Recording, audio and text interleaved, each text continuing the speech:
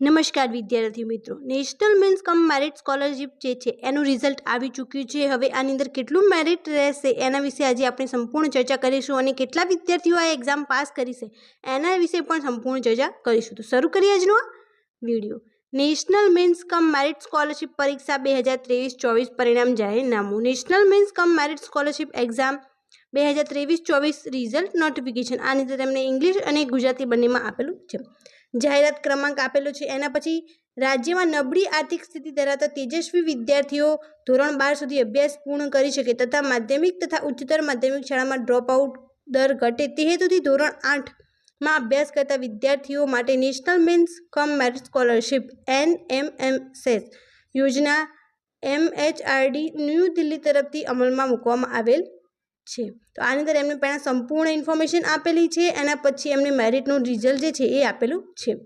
ભારત સરકારના માનવ સંસાધન વિકાસ મંત્રાલયે તારીખ 13/4/2024ના પત્ર અન્વયે રાજ્ય પરીક્ષા બોર્ડ દ્વારા 14/2/2024ના પરિપત્ર ક્રમાંક રાપો NMMSES 2024-11-68-12-28થી આ શિષ્યવૃત્તિ માટે લાભાર્થી વિદ્યાર્થીઓની પસંદગી કરવા માટે 7/4/2024 રવિવારના રોજ સવારે 10 કલાક અને 30 મિનિટે બપોરે 1 થી 30 કલાક દરમિયાન રાજ્યના તમામ તાલુકા મથકે નેશનલ મીન્સ કમ મેરિટ સ્કોલરશિપની પરીક્ષા 2023-24નું આયોજન કરવામાં આવેલ હતું, જેમાં 2,26,026 વિદ્યાર્થીઓ ઉપસ્થિત રહ્યા હતા. આ પરીક્ષાની પ્રોવિઝનલ આન્સર કી જે છે એ 16/4/2024ના રોજ જે કચેરીની વેબસાઇટ પર પ્રસિદ્ધ કરવામાં આવેલી હતી અને આ પરીક્ષાના પ્રશ્ન પેપરના કોઈ પ્રશ્ન પ્રોવિઝનલ આન્સર કીના ઉત્તર સામે વિદ્યાર્થીઓ રજૂઆત કરવા માગતા હોય તો નિયમપત્રકમાં 16/4/2024થી 22/4/2024 સુધી તમામ વિગતો ભરીને જરૂરી માન્ય આધારોની સાથે વેબસાઇટ પર આપેલ લિંક પર ઓનલાઈન અપલોડ કરી મોકલી આપવામાં સૂચના આપેલી હતી. પ્રશ્ન પેપરના કોઈ પ્રશ્ન પ્રોવિઝનલ આન્સર કીના ઉત્તર સામે મળેલ તમામ રજૂઆતોની તજજ્ઞ સમિતિ આની અંદર એ પેપર્સની જે છે એ ચેક કરવામાં આવે છે. એમને કોઈ ક્વેશ્ચન રિગાર્ડિંગ એમને ઇન્ફોર્મેશન મળી હોય તો એ પણ ક્વેશ્ચનને ચેક કરી અને આ રિઝલ્ટ જે છે એ બનાવવામાં આવ્યું છે. રાજ્ય પરીક્ષા બોર્ડ દ્વારા 7/4/2024 રવિવારના રોજ યોજાયેલ નેશનલ મીન્સ કમ મેરિટ સ્કોલરશિપ પરીક્ષા 2023-24નું પરિણામ આજે એટલે કે 3/6/2024ના રોજ જે આ વેબસાઇટ છે એની ઓનલાઈન ઓફિશિયલ એના પર જે છે એ મૂકી દેવામાં આવ્યું છે અને એની ઓફિશિયલ વેબસાઇટ છે sebexam.org. તો તમે આના પર જઈને તમારું રિઝલ્ટ જોઈ શકો છો અને પરીક્ષાના પરિણામની વિગત તો કેટલા લોકોએ એક્ઝામ આપી હતી અને કેટલા લોકો પાસ થયા છે તે.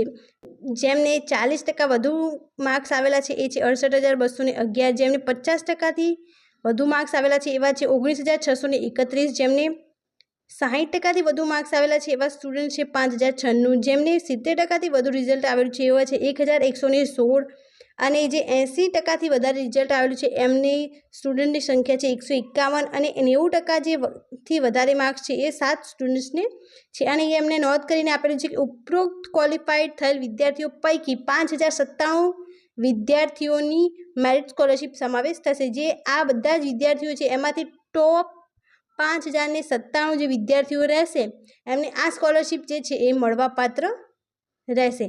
પછી એમને અહીંયા અગત્યની સૂચનાઓ આપેલી છે કે વિદ્યાર્થી પરીક્ષામાં મેળવેલ ગુણનું ગુણપત્રક વેબસાઇટ પર રિઝલ્ટ ઓપ્શનમાં વિદ્યાર્થીની બેઠક નંબર અને આધાર UID અથવા બેઠક નંબર અને જન્મ તારીખ નાખી ડાઉનલોડ કરી શકે છે. તો તમે કઈ રીતે તમારું રિઝલ્ટ જે છે એ ડાઉનલોડ કરી શકો છો એમની પણ અમને અહીંયા ઇન્ફોર્મેશન આપેલી છે. અને પછી ક્વોલિફાઈડ ગુણ મેળવનાર તમામ વિદ્યાર્થીઓ પૈકી નિયત કોટા અનુસાર મેરિટમાં આવેલા 5,097 વિદ્યાર્થીઓને શિષ્યવૃત્તિ મળવાપાત્ર રહેશે. મેરિટમાં આવનાર તમામ 5,097 વિદ્યાર્થીઓ રાષ્ટ્રીયકૃત બેંકમાં ખાતું ખોલાવી રાખવાનું રહેશે તથા આધાર નંબર મેળવી લેવાનો રહેશે તથા આધાર નંબરનું બેંક ખાતા સાથે સીડિંગ કરી લેવાનું રહેશે. એમને અહીંયા ઇન્ફોર્મેશન પણ આપેલી છે કે જો તમારો મેરિટમાં સમાવેશ થાય તો તમારે શું કરવાનું રહેશે. મેરિટમાં આવેલ વિદ્યાર્થીઓ જો નિયત પાત્રતા ધરાવતા હોય તો તેઓને ધોરણ 9થી શિષ્યવૃત્તિ મળવાપાત્ર થાય છે. એના પછી એમને અહીંયા ઇન્ફોર્મેશન આપેલી છે કે શિષ્યવૃત્તિ રકમ સીધી વિદ્યાર્થીના બેંક ખાતામાં ભારત સરકારના માનવ સંસાધન મંત્રાલય દિલ્હી દ્વારા જમા થનાર હોય. આ માટે વિદ્યાર્થીના બેંક ખાતાની તથા આધાર નંબરની વિગતો ધોરણ 9માં પ્રવેશ મેળવ્યા બાદ આગામી સંભવિત જુલાઈ 2024માં નેશનલ સ્કોલરશિપ પોર્ટલ પર મેરિટમાં આવેલ વિદ્યાર્થીઓ દ્વારા ઓનલાઈન દરખાસ્ત કરી શાળા દ્વારા વેરીફાઈ કરવાની રહેશે। એના પછી અહીં આપેલું છે કે જ્યાં જરૂર જણાય ત્યાં જિલ્લા NMMSS નોડલનું માર્ગદર્શન મેળવવાનું રહેશે। સંબંધિત તમામ જિલ્લા NMMSS નોડલના સંપર્ક નંબરની વેબસાઇટ પરથી તમને મળી જશે। હમણાં સંપર્ક નંબર પણ તમારે તમારા જિલ્લા પ્રમાણે મેળવી લેવાના રહેશે। શિષ્યવૃત્તિ માટે NSP નેશનલ સ્કોલરશિપ પોર્ટલ પર સમય મર્યાદામાં પોર્ટલ પર દર્શાવેલ સૂચના મુજબ એપ્લિકેશન કરવાની જવાબદારી સંભવિત વિદ્યાર્થીની રહેશે। આ એપ્લિકેશન ઓનલાઈન વેરિફિકેશનની જવાબદારી જે છે એ સંભવિત શાળાની રહેશે। એના પછી કે મેરિટમાં આવનાર વિદ્યાર્થીઓ પૈકી ધોરણ 9માં સરકારી શાળા અથવા ગ્રાન્ટેડ શાળા અથવા લોકલ બોર્ડો શાળામાં પ્રવેશ મેળવનાર વિદ્યાર્થીઓએ શિષ્યવૃત્તિ મળવાપાત્ર રહેશે।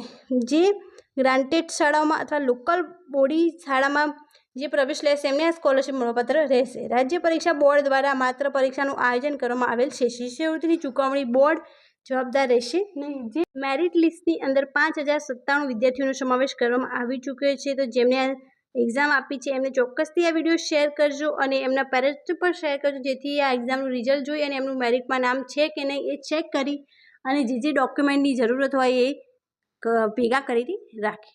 Thank you so much for watching.